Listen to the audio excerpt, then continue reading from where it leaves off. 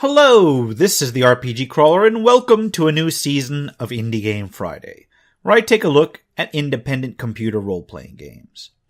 We're going to start this season off with Void Pyramid, a game which I'd seen on Gamejolt in the past, but which is now available for free on Steam. I'd almost covered this in the past, and I wish I had then.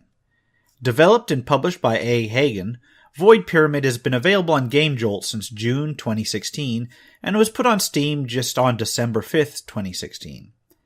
Void Pyramid is a post-apocalyptic RPG set in a spacefaring Egyptian-themed empire. The story starts you off in an outer space prison, populated by criminals, beasts, and mutants. You have been exiled there by the Prime Pharaoh, who rules the wastelands of Earth. No one has ever escaped, but you have to try. As you progress throughout the pyramid, you're apt to discover a surprisingly consistent lore behind it, considering the sort of game this is. That is, if you pay attention to the various clues and tiles left scattered throughout the maps. Character creation is fairly simple. At the start of the game, you are able to select a class: slave, soldier, or scribe.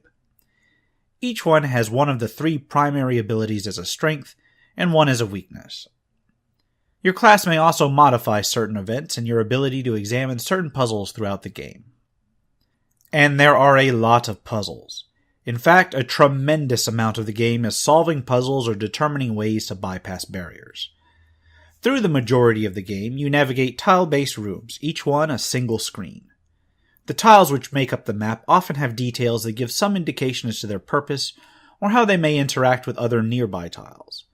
Some tiles may have effects when you step on them or activate them, while others require you to specifically interact with them, usually by attempting to step on them. Interacting with a tile may simply bring up a text box with a description of what your character finds, or may pose a challenge based on your character's abilities. These aren't random, but rather a straightforward test of whether the ability in question is high enough. If it is, the challenge is passed and the obstacle is removed or bypassed. Some interactions may have multiple tests, giving more than one way to bypass a challenge. The main character has 6 primary abilities, 3 for combat and 3 for challenges and other purposes. Combat abilities include life, which serves as hit points, attack, which functions as your basic damage, and defense, which reduces damage you take in combat. The dungeon stats are brawn, which is used for feats of strength, wits, which can dictate how well you figure things out, and agility, which is used to dodge traps and for feats which require quickness and flexibility. They also have other effects. Brawn, for instance, gives a chance to instantly win an encounter battle without having to fight it at all. Wits affects your chance of receiving a reward from said battle, and agility will affect your chance to flee from the battle before it even begins. During exploration, you may encounter random enemies, and a few scripted ones. Combat is relatively simple. It is turn-based with the option to attack or use gear. There's expendable gear in the form of single-use items. Serum heals your life, while weapons allow for 2 attacks in a particular round. During exploration, you may uncover additional items that have an effect on combat, but these are automatically equipped and used without your input. Non-combat gear includes radar that eliminates your random encounter chance for a certain number of steps, and warp, which returns you to the Dream Tomb at the start of the game. The latter is important because it's where you may save the game and purchase upgrades and gear, as well as end the game when you find the right device.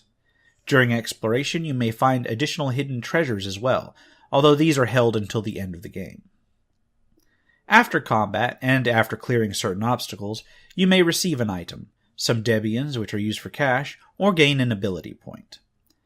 Debians are, as I mentioned, used in the first room to purchase additional gear, or to purchase upgrades to abilities. There's no experience in this game, so purchasing upgrades or receiving them as rewards after encounters or after events is the only real way to upgrade your character.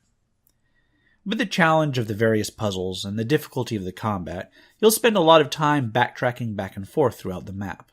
Some may find this repetitive, but as your abilities upgrade, you can often find things you missed on prior screens during these back and forths, and it does expand a relatively limited map into a longer game. Graphically, the game uses retro-inspired graphics as so many do nowadays. I feel like they're a step above the NES era graphics, but only barely. They are well done, however, and detailed enough to convey the relevant information in an aesthetically pleasing style. Indeed, looking for variations in the patterns or certain ground tiles or wall tiles can be key to uncovering certain puzzles. The music is kind of catchy, but I admit it does get repetitive over time, especially as you're going back and forth over this map over and over again. So, is it worth a look? Well, it's free, and it's damn good for a free game. Honestly, it's better than some $2 to $5 games I've seen cropping up on Steam lately. It's more an RPG light adventure game, but it's actually closer to an RPG than a lot of things being billed as actual RPGs are these days. If you're looking for a decent dungeon crawl with a quirky backstory and a retro feel, I do recommend it. I'll put links in the description below. For now, this has been the RPG Crawler with Indie Game Friday Void Pyramid. If you like what you've seen, remember to leave a like, comment if you've got feedback, and subscribe for more RPG content. If you'd like to support this channel, remember to check out my Patreon at patreon.com/rpgcrawler or at the links below or at the end of the video. Until next time, take care and goodbye.